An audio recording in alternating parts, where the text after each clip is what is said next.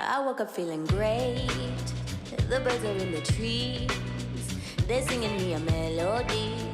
La la la la, fuck the police. My head is on straight.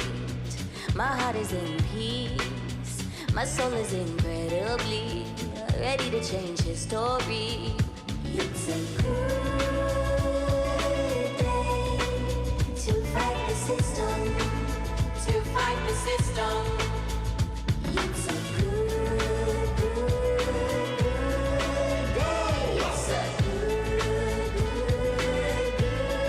day. We're never gonna stop. We're gonna make it count. When one of us is tired out, the other one will hold it down. We're gonna spread the love. We're gonna spread it around. We're all over the city now, and way down in the underground. Come on. To fight the system. To fight the system. It's a good day. It's a good day. It's a good day to fight the system. To fight the system. It's a good day.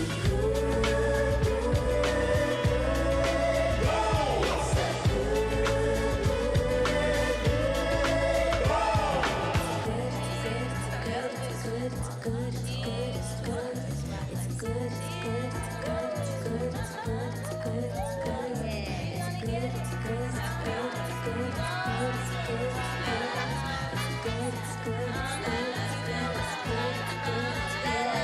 a to fight the system.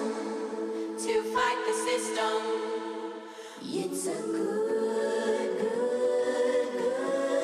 day. It's a good day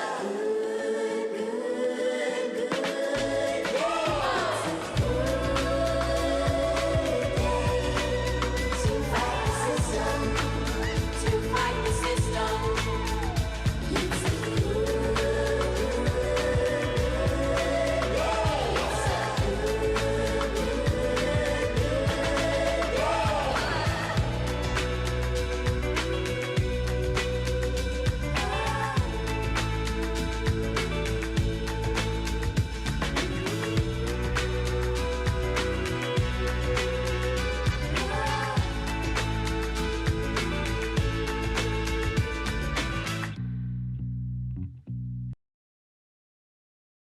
Thank you to Will, thank you to Juan, thank you to the legislators, thank you to the staffers, thank you to everyone who stands in shoulder to shoulder in solidarity, because we know that this is our country and this is our future, and we will not be pushed back and we will not be held without our opportunities.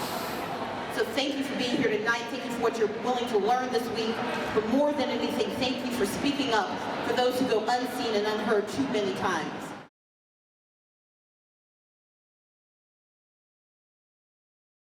You're often asked, and even after we're asked, we're often courted. And there's a tendency that we have, which is to do a mental checklist of every other person in all life who will be affected by the fact that we're elected officials. And that happens because of who we are. We're often caregivers, regardless of our marital status. We may care for our own children, we may care for our elderly parents, we may care for other people's children. But there's a tendency for us to think of everyone else before we think about ourselves. And then there's the question that I'm sure most of us have asked at one time when we were invited to run for office. Am I qualified? I remember asking that question. And you have to realize that if you love your community, you're qualified to run for office. And the bar, I believe, is not as high as it could be, but it's up to us to make that bar higher. Good morning, everyone, and welcome to week 2 of our October Action Summit. I'm Mac Hamilton, and I'm the Advocacy Director at WAND. I'm thrilled to be here with you today as we delve into a vital security issue, protecting our precious Earth from the effects of climate change. As a reminder, you can find all of this week's events at the schedule link above, And if you haven't already, please click the link in the chat box to register for our October 27th Lobby Day. This is our chance to talk to federal legislators about issues that matter to you and to your constituents. Whether you're new to lobbying or whether you're a regular in your congresspeople's offices, we'll be offering you various resources to help you prepare for your meetings. I look forward to working with you to ensure the issues that you care about are addressed in Congress. Yesterday, on Indigenous Peoples Day, thousands of climate activists gathered in Washington, D.C. to demand that President Biden take a stronger stance on restricting fossil fuel projects. The movement to protect our planet is made up of many coalitions, including women, Indigenous peoples, Black, and youth-led movements who are already disproportionately feeling the impacts of climate change. As we begin today's programming, I want to recognize that Washington, D.C., where I'm calling in from today, and the seat of our federal government, stands on Piscataway, Anacostan, and Nakachunk land. These peoples who have stewarded and protected this land for thousands of years were forcefully removed in order to build the beautiful buildings and monuments we celebrate today as the bedrock of our democracy, buildings that were largely constructed by the mass labor of enslaved men. That violence remains at the heart of both our domestic and foreign policy, and the continued failure to center the voices of Native and other people of color in our policymaking is a big part of our failure to meaningfully address climate change and its impact on minority groups. As we enter this week, where we will focus on addressing climate change as an existential global threat to human and all life on Earth, I'm pleased to introduce our keynote speaker, Congresswoman Chrissy Houlahan, the first woman to represent Pennsylvania's 6th district in Congress. Representative Houlahan is a veteran, a scientist, an engineer, and a mother, and her policymaking priorities are reflected in these identities. As an engineer and a scientist, Rep. Houlahan champions policymaking based on science. And as you all know, the data on climate change has always been and remains overwhelming. Climate change is real, its impacts are devastating our communities, and human behavior is continuing to exacerbate harm on a massive scale. Rep. Houlahan understands that inaction on climate change is already harming our economy, our national security, and our health, and we must work with our partners around the globe to address this threat before it's too late. Climate change is causing more frequent and more devastating wildfires, increasing periods of drought, and causing more and worse tropical storms. More species are going extinct, our environment is becoming more conducive to disease, and rising sea levels are sinking our coastlines. In addressing climate change, we must recognize that it impacts disproportionately those who suffer from socioeconomic inequalities, including many people of color. Due to racist policymaking, many communities of color across the US suffer from higher levels of pollution, toxic waste, and poisoned resources. Women, and particularly women of color, disproportionately experience higher levels of poverty than men. They have access to less financial independence and are less able to bounce back financially after climate disasters. To give just one example, 83% of single mothers were unable to return home after Hurricane Katrina for a full 2 years after the storm. And it's estimated that 2/3 of jobs lost after the hurricane were lost by women. As storms worsen, more and more women and communities will face challenges like this. It's up to us and our champions on the Hill, like Representative Houlahan, to make rapid progress to address climate change, increase community resilience to its impact, including through building stronger infrastructure and investing in early warning systems, and ensure those impacted have the resources to rebuild their lives. Thank you again for joining us this morning. And without further ado, please join me in welcoming Congresswoman Chrissy Houlahan. Hello, everyone. My name is Chrissy Houlahan, and I'm truly honored by the opportunity to speak with you all today. I understand that you all at the Women's Legislators Lobby are celebrating our 30th anniversary this year, and that certainly is quite an accomplishment. Although I will say that my husband and my 32nd wedding anniversary has you just barely beat by a year and a little bit. All jokes aside, you all have so much to be proud of, And this week's theme of this month-long Action Summit is something that's also a priority of mine: climate change. More on that in just a minute. First, I know we are all tuning in from all over the country, so let me quickly introduce myself. Before I was elected in the 2018 midterms, alongside 3 other congresswomen from our Commonwealth, Pennsylvania was the largest state in the country with no women in our congressional delegation.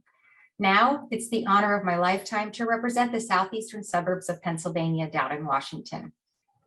I'm a veteran, an engineer, an entrepreneur, and an educator. And yes, I am sadly the first, but I'm certain not the last, woman who has represented Pennsylvania's 6th district in Congress. Your Action Summit, appropriately titled Fund Communities, Build Security, is a crucial opportunity to shine a bright and necessary spotlight on one of the most critical issues that affects Pennsylvania, our country, and our world: climate change. Let's be frank, climate change is happening.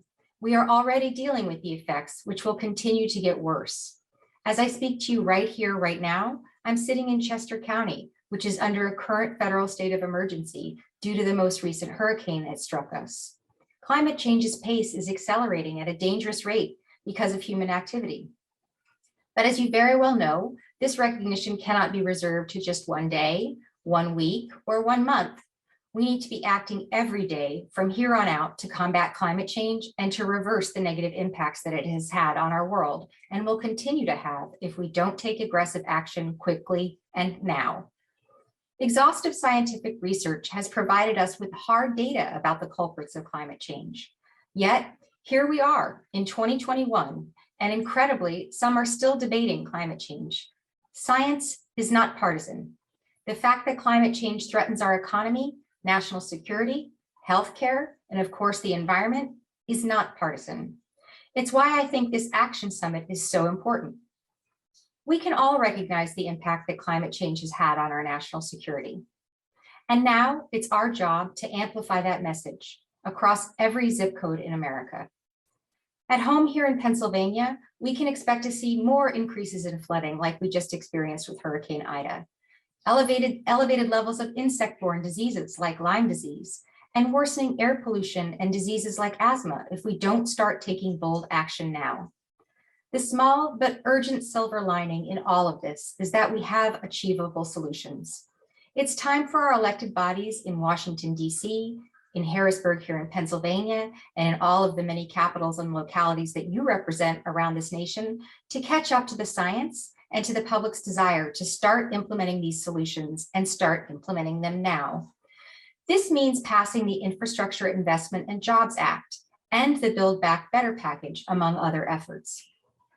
To date, I've supported a number of bills in this space. I've co-sponsored Representative Barbara Lee's Women and Climate Change Action Act, which is aimed at mitigating the impact of climate change on women and girls around the world. I also co-sponsored Rep. Berrigan's Energy Resilient Communities Act, which creates a grant program to help improve the energy resilience of environmental justice communities. And I also co-sponsored Rep. Capter's 21st Century Civilian Conservation Corps Act, which establishes a civilian conservation corps that employs U.S. citizens to work on projects related to reforestation of lands, prevention of forest fires, flood and erosion, and many other work on federal lands. At the state level, our Commonwealth recently celebrated the 50th anniversary of the ratification of Pennsylvania's Environmental Rights Amendment. This amendment guarantees the people of Pennsylvania the right to clean air, pure water, and the preservation of natural, scenic, historic, and aesthetic values in the environment. This Environmental Rights Amendment was created to protect our environment and natural resources from further devastation caused by a lack of environmental regulation that has gone on for far too long. I join each and every one of you in working hard to advance smart and effective legislation that stops climate change. We owe this to our community, to our planet, and to our future generations. Pennsylvania cannot wait. The United States cannot wait. Our planet cannot wait. So again, I want to share my gratitude for the opportunity to speak with you all today. And I wish you all a wonderful rest of your summit. Thank you once again today. And next week, I thank you. Next month, I thank you. And onward, I will thank you for the work that you do.